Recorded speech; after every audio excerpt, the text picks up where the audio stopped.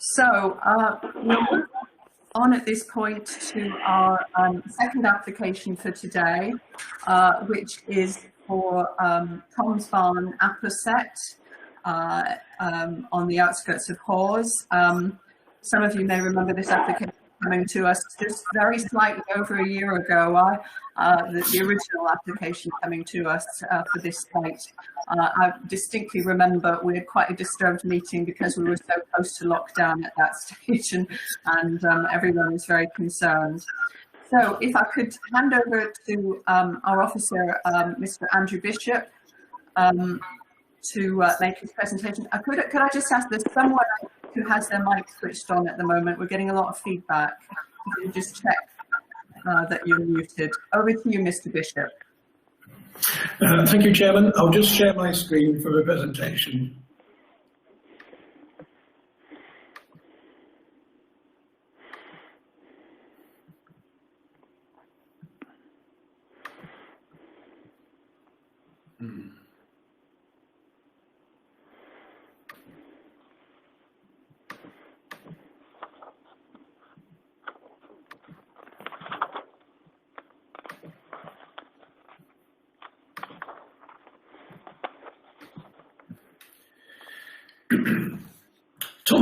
Tom's Barn, excuse me.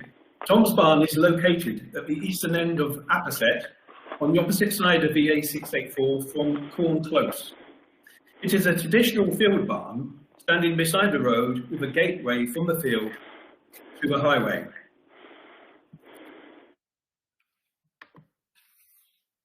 The application is to convert the barn for use as either a local occupancy dwelling or a short-term holiday let. Members granted approval for the conversion of this barn to both residential uses at the Planning Committee meeting in July 2019. The current application varies from the approved scheme in a number of details. Following negotiations with the applicant, the variations are not to the same extent that they were when the application was first submitted. Variations from the approved site plan are that a through access is no longer required to the adjoining field to the east, and the wall to be erected to protect the main south elevation of the barn from agricultural vehicles has therefore been reduced in length. One benefit of this is that there would be less ground disturbance to the root zone of the tree protected by a tree preservation order.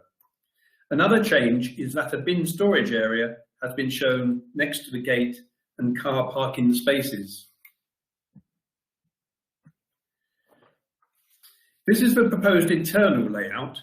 The main changes are that the number of bedrooms has been reduced from 3 to 2. This allows a void to be retained above the living area up to the underside of the roof. This would help maintain the agricultural character of the barn. The windows and doors are nearly all on the southern elevation, which faces into the field and away from the road.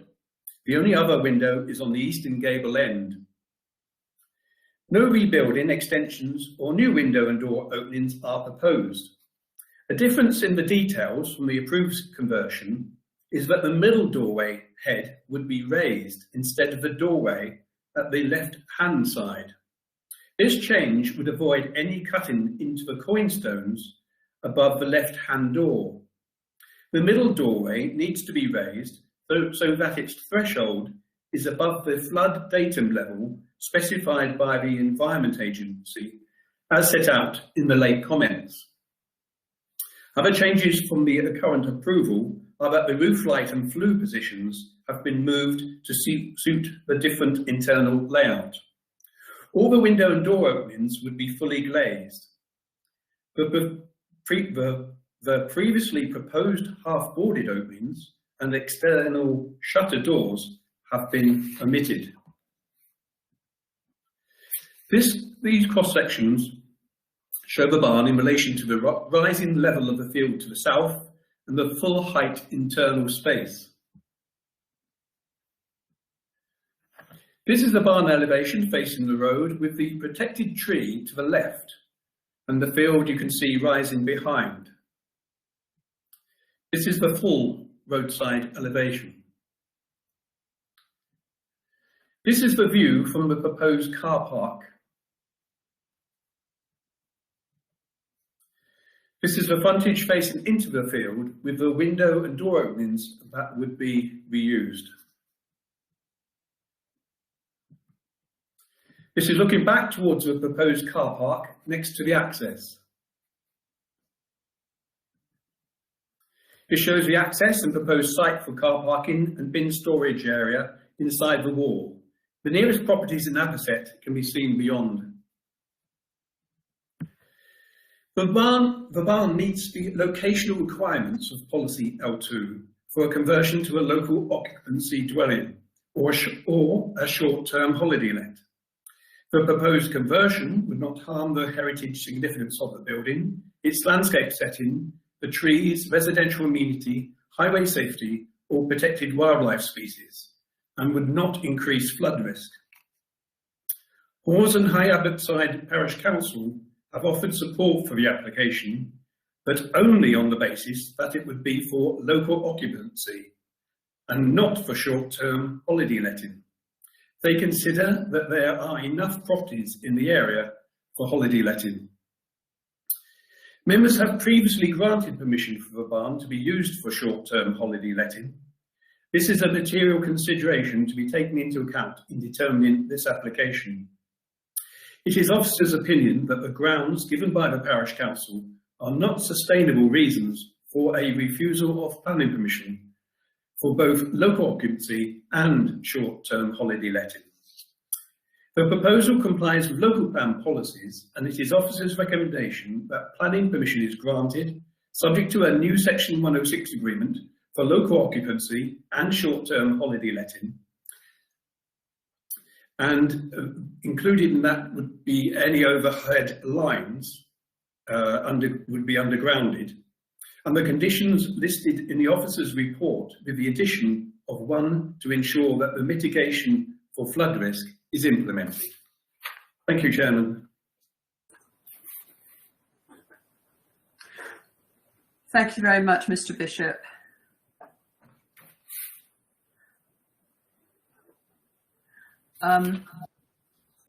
Right. Well, we have no public speakers on this application. So can I open the floor to members for the debate, please?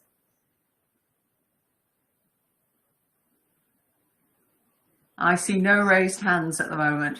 With the recommendation, Madam Chairman, Robert Skipton. Thank you, very helpful. Would you like to... Alan Kirkbride, I haven't got a hand to put up, I'm afraid. I'm on my mobile phone. I would like to just say a few words if possible. Okay, can I just, before we come to you, as Mr. Heseltine has moved the recommendation, Mr. Heseltine, do you wish to speak to that? And then can we have a seconder, if there's anyone to second that proposal? Nothing to add. The only difference is this local occupancy, and with no policy to hang it on, so officer recommendation is correct. Okay, thank you. Mr. Monday, I see your hand. Was that as a seconder? Yes, Madam Chairman, I would like to second the granting of planning for this. We've already agreed it once, and if anything, the second application for the same site is actually a better conversion than the first one. Therefore, I was more than happy to second the motion. Okay, thank you, Mr. Monday. Right, Mr. Kirkbride. Yes, I have no objection to this conversion, but along with Hawes Parish Council, we parish members who live and work in the Dale and the area have recognised that over the last 2 or 3 years that the number of properties that now are coming on the market are being sold to outside the areas of which we have no control and becoming holiday cottages, and the Yorkshire Dales National Park is just becoming just full of these holiday cottages. Somehow within the new local plan we've got to try and make these barn conversions for local people only. I agree entirely with Hawes. Our our parish is, you know, is in the same boat. And in the future, you know, we've got to look to this and do something about this housing. Thank you. Okay, thank you, Mr. Kirkbride. Yes, I mean, I think we're all aware it's something we need to reconsider shortly. I saw Mr. Ayrton's hand raised, I believe. Mr. Ayrton. Right, thank you, Chairman. I was muted before. I was going to second the proposal. The question, Chairman, is there seems to be 2 mature trees around this barn or in close proximity. In the report, it mentions one as a TPO on it, and I question whether the other one should be looked at to have a TPO put on it for protection. I can see if this becomes residential, they'll be wanting to fell that tree because of fear of it blowing down or whatever. So I would take guidance off our officers on that, Chairman. Good question, Mr. Ayrton. Mr. Bishop, can you respond on that, please? Ask our trees and woodlands team to have a look at the situation regarding the other trees, if they are of a health and condition which warrants it. And they are certainly of a visual amenity value. And I understand the possible threats which are implied to them. Okay, thanks, Mr. Bishop. Now, I don't see any other hands raised. Was there anyone else, perhaps on the phone, who wanted to add anything? Did you have anything further you wanted to say, Mr. Heseltine, as proposer, before we go to the vote on this? It's quite clear, thank you. Okay, lovely. So it's been proposed and seconded that this application be approved with, I believe, one additional condition on flood management, as mentioned by Mr. Bishop. So could we move to the vote on that, Mrs. Tamia, please? Proposal to approve. You.